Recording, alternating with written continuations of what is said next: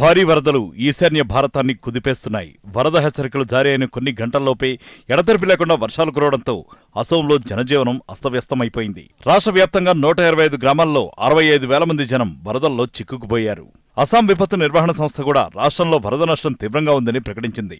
ధీమాజీ, బొంగాయిగాం, సోనిట్పూర్ జిల్లాల్లో 65,000కు పైగా ప్రజలు వరదలో చిక్కుకుపోయారని తెలిపింది. వారిలో బొంగాయిగావ్ జిల్లాకు చెందిన వారు 40,000 మంది కాగా మిగతా వారు ధీమాజీ జిల్లా వారు. వరదలతో సోనిట్పూర్లో రహదారులు భారీగా దెబ్బతిన్నాయి. వర్షాలకు ఇప్పటివరకు 5గురు చనిపోయారని అధికారులు ప్రకటించారు. 2 లఖింపూర్లో, బొంగాయిగావ్, బక్సా, సోనిట్పూర్లలో ఒక్కొక్కరు చొప్పున 3 చనిపోయినట్లు తెలిపారు.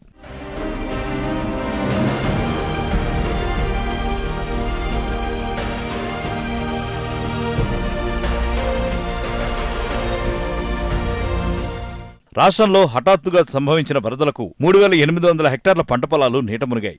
అధికారులు బొంగాయిగాం, ఇతర ప్రాంతాల్లో పునరావాస శిబిరాలు ఏర్పాటు చేశారు. ఆ శిబిరాల్లో 2,870 మంది ఆశ్రయం పొందుతున్నారు.